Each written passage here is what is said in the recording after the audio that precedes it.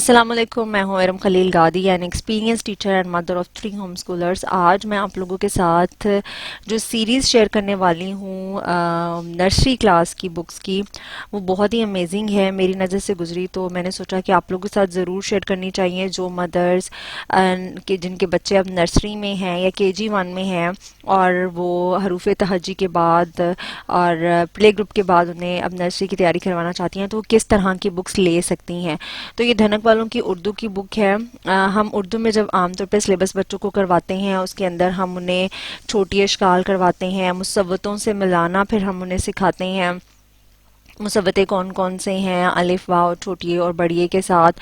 اس کے علاوہ انہیں ہم 2 حرفی الفاظ کی پریکٹس کرواتے ہیں، پھر اسی طرح سے 3 حرفی الفاظ اور پھر 4 حرفی الفاظ اور آنورڈ ہم لے کے آتے ہیں۔ تو یہ بک کچھ اس لحاظ سے بہت اچھی ہے کہ اس میں رٹن پریکٹس بھی ہے، اس کے ساتھ ساتھ ریڈنگ کی پریکٹس بھی ہے۔ لاسٹ میں جو پیجز میں نے آپ کو دکھائے تھے اس میں اس کی ریڈنگ پریکٹس بھی ہے، اور 3-4 حروف تہجی کے بعد انہوں نے اس کے اندر اوپر ایک سٹوری ٹیلنگ میتھڈ کے ذریعے سے بچوں کو حروف کی پہچان سکھائی ہوئی ہے۔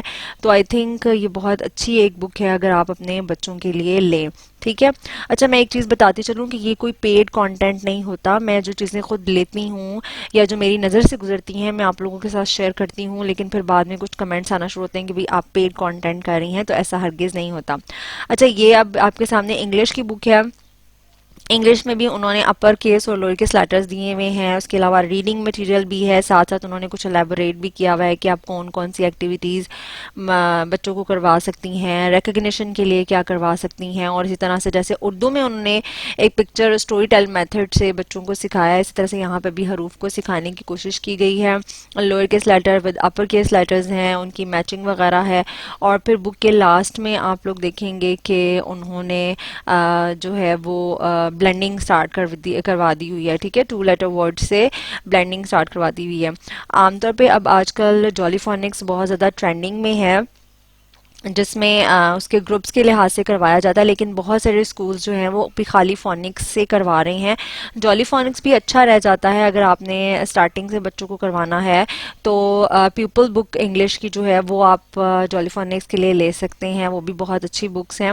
لیکن اگر آپ فونکس سے سمپل میتھڈ سے کرانا چاہتے ہیں فونکس، تو آپ 26 لیٹرز کرانے کے بعد جو 42 ساؤنڈز ہیں وہ بچوں کو کروائیں اور پھر ان کی بلینڈنگ وغیرہ سٹارٹ کروائیں، تو آپ اس میتھڈ سے بھی بچوں کو کروا سکتے ہیں۔ تو اب یہ دیکھیں یہاں پہ اب انہوں نے بلینڈنگ سٹارٹ کروا دی ہے، جو ہے وہ واؤلز کی بلینڈنگ ہے، اس کے بعد جو ہے وہ دوسرے جو لیٹرز ہیں ان کی بلینڈنگ انہوں نے یہاں پہ بہت اچھے سے سٹارٹ کی ہوئی ہے۔ تو آئی تھنک یہ ایک بہت ریزنیبل بک ہے جو آپ اپنے بچوں کے لیے لے سکتے ہیں۔ اس کے بعد ہم چلتے ہیں میتھ کی طرف۔ میتھ جو ہے وہ گوہر والوں کی لیے ہے، 4+ کے لیے، آپ کریٹو مائنڈ والوں کی بھی سیریز میں سے لے سکتے ہیں۔ اس میں دیکھیں، اس میں بھی پکچرز کے ساتھ ساتھ تھوڑا اٹریکٹیو بنانے کی کوشش کی گئی ہے، آپ نے اس کی بک کی کوالٹی تھوڑی اچھی ہے، اور اس میں ٹریسنگ مٹیریل بھی ہے۔ اس کے علاوہ لاسٹ میں اگر ہم جائیں اس کے، تو ایکٹیویٹیز کی طرح سے یہ چیزیں بنی ہوئی ہیں، اور اس میں پلس مائنس کی چھوٹے چھوٹے کانسیپٹس بچوں کو دینے کی کوشش کی گئی ہے۔ اس کے علاوہ ورڈز میں کاؤنٹنگ ان ورڈز بچوں کو یہاں پر سکھائی گئی ہے۔ تو I think this is also another good edition اگر آپ بچوں کے لیے یہ لینا چاہیں، ٹھیک ہے۔ انگلش، اردو، میتھ کی بکس کے بعد اب باری آتی ہے نوٹ بکس کی۔ ان کی نوٹ بکس بھی ہیں جو آپ کو علیحدہ سے آپ نہیں پریپیئر کر سکتے، یعنی کہ آپ کو اب خود سے ایکٹیویٹیز ڈیزائن کرنے کی ضرورت نہیں ہے۔ اس میں اسی طرح سے آپ یہ والی دیکھیں، انگلش کی جو ہے اس میں کلرنگ کے لیے بھی جگہ ہے، اس کے علاوہ چھوٹی چھوٹی ایکٹیویٹیز بنی ہوئی ہیں، ٹریسنگ کے لیے بھی جگہ ہے۔ تو بچوں کو بجائے اس کے کہ ہم خود سے ڈیزائن کر کے پیجز پہ دیں، تو یہ ایک اچھی آپشن ہے کہ آپ یہاں سے لے سکتے ہیں۔ اگر یہ نہیں تو آپ کچھ اس طرح کی دوسری نوٹ بکس لے سکتے ہیں جہاں پہ بچوں کو ٹریسنگ آئے، تو آپ اس کے ٹریسنگ کے ساتھ ساتھ وہ انڈیپینڈنٹ رائٹنگ کی طرف آئیں، ٹھیک ہے۔ ایسی بک جس میں کچھ لائنز ٹریسنگ کی ہوں اور کچھ جو ہے وہ مٹیریل انڈیپینڈنٹ رائٹنگ کا ہو، وہ بکس آپ لوگوں نے سلیکٹ کرنی ہے بچوں کے لیے، نرسری کے بچوں کے لیے، تاکہ انہیں فارمیشن جو ہے وہ ورڈز کی آ جائے. تو اس میں کافی مٹیریل ہے، اسی طرح سے بلینڈنگ ورڈز بھی ہیں، ڈکٹیشن کے لیے بھی پیجز ہیں. تو آپ اس کو جو ہے وہ لے سکتے ہیں اسی کے ساتھ. اور یہ آپ کو آئی تھنک بہت ایزیلی ہر بک سٹور پر مل سکتی ہے. اس میں کوئی بہت زیادہ لاجک نہیں ہے کہ بھئی یہ بہت باہر سے ملیں گی اور وہاں سے ملیں گی.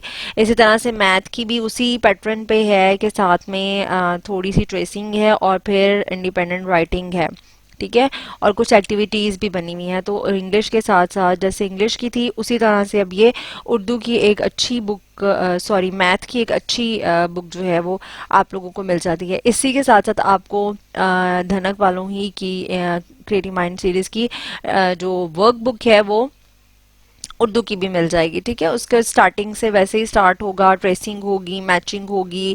اب بچہ کلر کر سکتا ہے بک کے اوپر. کچھ پیجز بہت زیادہ، جب ہم کاپیز پہ نوٹ بکس پہ کام کراتے ہیں نا تو وہاں پہ یہ ہوتا ہے کہ ٹیچر بہت ساری پکچرز ڈیزائن نہیں کر سکتی، بنا نہیں سکتی ہیں، تو پھر ان کو مشکل ہونا شروع ہو جاتی ہے. وہ اور بچے بھی وہ صحیح طرح سے اس کانسیپٹس کو ایکسیپٹ نہیں کرتے کہ بھئی اس کا کیا ہے اور کیا نہیں ہے.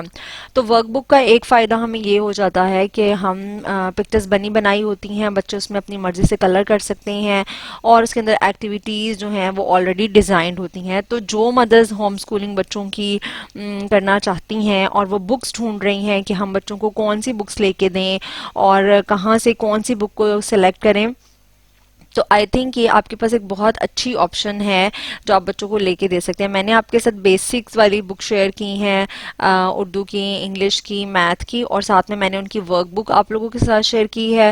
آرٹ کی بک بھی آپ کوئی سی بھی لے سکتے ہیں. اس کے علاوہ جنرل نالج کے لیے بھی آپ کوئی بھی بک جو ہے وہ پرچیز کر سکتے ہیں اس کے ساتھ، اور اپنے بچوں کو ہوم اسکولنگ کروائیں، انجوائے کریں، اور مجھے کمنٹ باکس میں ضرور بتائیں کہ آپ کو بکس کیسی لگی ہیں.